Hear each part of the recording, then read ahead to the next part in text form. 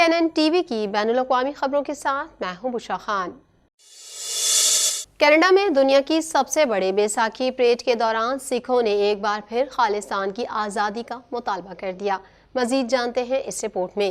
Canada میں دنیا کے سب سے بڑے بیساکھی پریڈ کے دوران سکھوں نے ایک بار پھر خالصتان کی آزادی کا مطالبہ کیا۔ کینیڈا کے شہر سورے میں ہونے والی یہ بیساکھی پریڈ ایک سالانہ روایت ہے جو وبائی امراض کی وجہ سے پچھلے 3 سالوں سے اپنے پروگرامز کو منسوخ کر رہی تھی۔ کرونا وائرس وبائی مرض سے پہلے پریڈ میں 3 لاکھ سے 5 لاکھ کے درمیان افراد شرکت کرتے تھے۔ میلے کے منتظمین کے مطابق اس سال کی تقریب میں 5 لاکھ سے زائد افراد نے شرکت کی۔ پریڈ کے دوران سکھ برادری کے 5 لاکھ سے زائد افراد خالصتان کا جھنڈا اٹھائے جمع ہوئے اور خالصتان کے قیام کا مطالبہ دہرایا۔ اس موقع پر شرکاء کی جانب سے بھارتی وزیر اعظم نریندر مودی کے خلاف شدید نعرے بازی کی گئی۔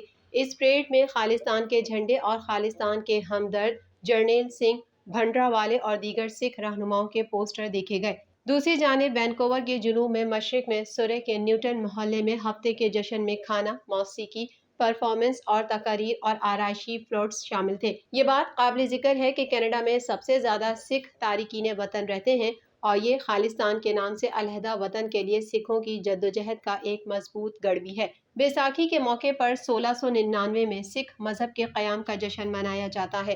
یہ سکھ تاریخ کا ایک اہم واقعہ ہے جب سکھ مذہب کو حتمی شکل دی گئی۔ بیساکھی کو رنگا رنگ جلوسوں کے ساتھ منایا جاتا ہے اور کمیونٹی کو مفت کھانا پیش کیا جاتا ہے کیونکہ خدمت اور لنگر سکھ مذہب کے 2 اہم پہلو ہیں۔ چمکدار پیلے رنگ کے لباس میں ملبوس خواتین فٹ پاتھ پر کھڑی تھیں۔ منتظمین نے کہا کہ دونوں پریڈ کی واپسی کینیڈا میں پنجابی کمیونٹی کے اتحاد اور قبولیت کو ظاہر کرتی ہے۔ پریڈ کے منتظمین نے ایک بیان میں کہا، ہمیشہ کی طرح یہ تہوار رضاکارانہ طور پر منائے گئے اور سکھ برادری کے فخر اور جوش و جذبے کو اپنی بھرپور ثقافت اور تاریخ کے اشتراک کی مثال دیتے ہیں۔ 10,000 ہڑتالی وفاقی کارکنوں کی نمائندگی کرنے والی یونین نے کہا ہے کہ اپنے مطالبات کے حق میں حکومت پر دباؤ بڑھا رہے ہیں۔ مزید جانیں گے اس رپورٹ میں۔ 10,000 ہڑتالی وفاقی کارکنوں کی نمائندگی کرنے والی یونین نے کہا کہ پیر سے شروع ہونے والی یہ پکٹ لائنوں کو اسٹریٹجک مقامات پر منتقل کر دے گی جس کا مقصد حکومت پر دباؤ کو بڑھانا ہے۔ Public service alliance of Canada کے قومی صدر کرس ایلورڈ نے قومی ہڑتال کے 5ویں دن انٹرویو میں کہا کہ ملک بھر میں دھرنے کا سلسلہ جاری جبکہ کچھ سرکاری خدمات، انکم ٹیکس، پاسپورٹ اور امیگریشن کے شعبے متاثر ہوئے ہیں۔ یونین کوشش کر رہی ہے کہ عام لوگوں کے لیے ہر ممکن حد تک خلل نہ ڈالے۔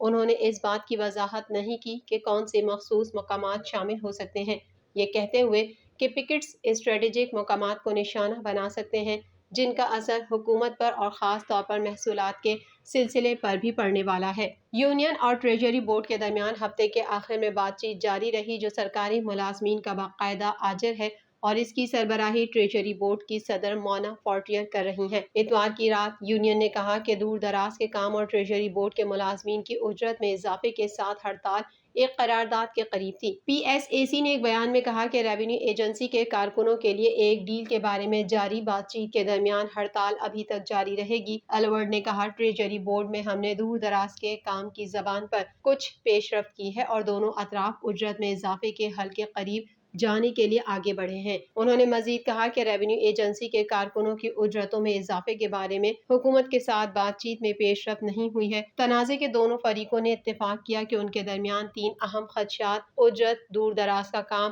اور برطرفی کے دوران سینیورٹی کے مسئلے پر ابھی بھی فاصلہ ہے، جنہوں نے اب تک مذاکرات کو متحرک کیا ہے۔ کینیڈین حکومت کی جانب سے جاری بیان میں کہا گیا ہے کہ کینیڈا عارضی طور پر سوڈان میں آپریشن معطل کر رہا ہے۔ مزید تفصیلات اس رپورٹ میں۔ کینیڈا نے سوڈان میں اپنا آپریشن بند کرنے کا اعلان کیا ہے۔ کینیڈین حکومت کی جانب سے جاری بیان میں کہا گیا ہے کہ کینیڈا عارضی طور پر سوڈان میں آپریشن معطل کر رہا ہے۔ گلوبل افیئرز کینیڈا نے ایک بیان میں کہا کہ سوڈان میں صورتحال تیزی سے خراب ہوئی ہے جس سے خرطوم میں اپنے عملے کی حفاظت اور حفاظت کرنا ناممکن ہو گیا ہے۔ کینیڈا کے سفارتکار ابھی بھی ملک میں موجود کینیڈینز کی مدد کے لیے ملک سے باہر کسی محفوظ مقام سے کام کریں گے۔ وفاقی حکومت نے پہلے اعلان کیا تھا کہ اس نے خرطوم میں اپنے سفارت خانے میں ذاتی طور پر کارروائیاں معطل کر دی ہیں۔ اتوار کے بیان میں کہا گیا ہے کہ کینیڈین سفارت خانہ خرطوم میں اپنا کام دوبارہ شروع کر دے گا جیسے ہی سوڈان کی صورتحال ہمیں مناسب سروس اور اپنے عملے کے لیے حفاظت کی ضمانت دے گی۔ غیر ملکی حکومتوں نے اتوار کے روز سوڈان میں پھنسے سفارتکاروں، عملے اور دیگر افراد کو نکال لیا کیونکہ حریف جرنیلوں نے 90 دن تک جنگ بندی کی، جس کا اعلان عید کی بڑی تعطیل کے لیے کیا گیا تھا، جبکہ امریکہ اور برطانیہ جیسی عالمی طاقتوں نے دارالحکومت خرطوم سے اپنے سفارتکاروں کو ہوائی جہاز سے شفٹ کیا۔ سوڈانی شہریوں نے شدت سے افراتفری سے بھاگنے کی کوشش کی۔ بہت سے لوگ جنہوں نے سفر کیا وہ محفوظ مقامات کی تلاش کے لیے خطرناک سڑکوں کا خطرہ مول لے کر یا شمالی سرحد عبور کر کے مصر پہنچے۔ نیڈا کے تازہ بیان میں انخلا کی کوششوں کے بارے میں کوئی تفصیل نہیں بتائی گئی۔ ہفتے کے روز وفاقی حکومت نے کہا کہ ہوائی راستے سے انخلا ممکن نہیں ہے اور یہ کہ اس کے اہلکار بحران سے نمٹنے کے لیے دوسرے ممالک کے ساتھ ہم آہنگی کر رہے ہیں۔ گلوبل افیئرز کینیڈا کے مطابق ہفتے تک تقریباً 1600 کینیڈین سوڈان میں رجسٹرڈ تھے۔ فرانس اور دیگر مغربی ممالک نے فرانس میں چین کے سفیر لو شائے کے یوکرین کی خود مختاری سے متعلق سوال اٹھانے پر ناراضگی کا اظہار کیا ہے۔ مزید احوال اس رپورٹ میں۔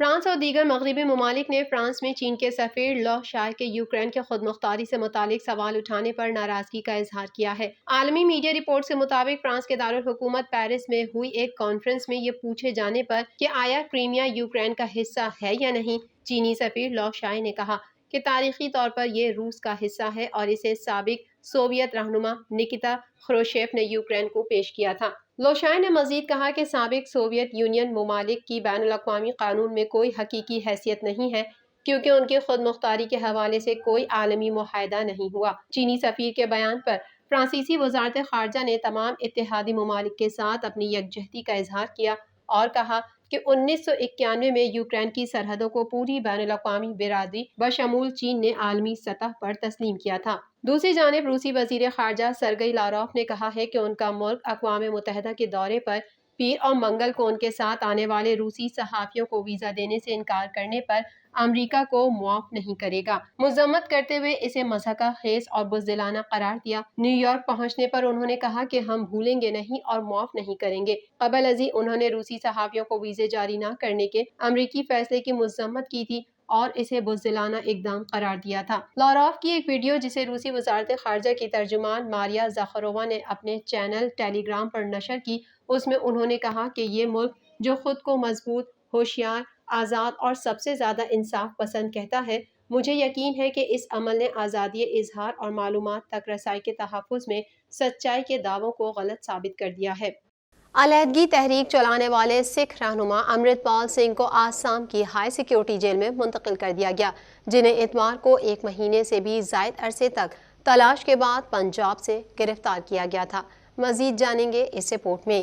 علیحدگی تحریک چلانے والے سکھ رہنما امرت پال سنگھ کو آسام کی ہائی سیکیورٹی جیل میں منتقل کر دیا گیا، جنہیں اتوار کو 1 مہینے سے بھی زائد عرصے تک تلاش کے بعد پنجاب سے گرفتار کیا گیا تھا۔ بھارتی ریاست پنجاب میں امرت پال سنگھ جیسے نوجوان نے سکھ کی اکثریت کی حامل ریاست میں آزاد ریاست کے مطالبے کو دوبارہ زندہ کر دیا تھا۔ تاہم خدشہ پیدا ہو گیا تھا کہ پنجاب میں ایک مرتبہ پھر کشیدگی ہوگی، جہاں 1980 کی دہائی اور 1990 کی دہائی کے اوائل میں علیحدگی پسند تحریک کے دوران ہزاروں افراد مارے گئے تھے۔ میڈیا رپورٹ کے مطابق بھارتی حکومتی عہدیدار کے حوالے سے بتایا کہ حکومت پنجاب نے مرکز کی درخواست پر امرت پال سنگھ کو آسام جیل منتقل کرنے کا فیصلہ کیا ہے، جو پنجاب سے 2600 کلومیٹر دور ہے۔ رپورٹ میں بتایا گیا کہ اگر امرت پال سنگھ کو پنجاب یا ہریانہ کی کسی جیل میں رکھا جاتا ہے تو کسی قسم کے جیل توڑنے یا احتجاج سے بچنے کے لیے یہ فیصلہ کیا گیا ہے۔ پولیس نے امرت پال سنگھ اور ان کے حامیوں پر الزام عائد کیا تھا کہ انہوں نے اقدام قتل، قانون کے نفاذ میں رکاوٹ ڈالنے اور تفرقہ ڈال دیا ہے اور کہا تھا کہ یہ اقدامات مارچ کے وسط سے جاری تھے۔ بھارتی پولیس کی جانب سے وارث پنجاب دے نامی تنظیم کے سربراہ 30 سالہ امرت پال سنگھ کو خود ساختہ مبلغ بننے اور اپنے سینکڑوں حامیوں کے ساتھ پولیس اسٹیشن پر آتشی اسلحے کے ساتھ دھاوا بولتے ہوئے اپنے ساتھیوں کی رہائی کا مطالبہ کرنے کا الزام عائد کرنے کے بعد گرفتار کیا گیا ہے۔ واضح رہے کہ 23 اپریل کو بھارتی پنجاب کے پولیس کے سینئر عہدیدار سکھ نے بتایا تھا کہ امرت پال سنگھ کو مخصوص خفیہ اطلاع کی بنیاد پر پنجاب کے ضلع موگا میں گاؤں روڈے سے گرفتار کر لیا گیا۔ TNN TV کے نیوز بلیٹن میں فی الوقت اتنا ہی۔ مزید خبروں اور اپڈیٹس کے لیے دیکھتے رہیے TNN TV۔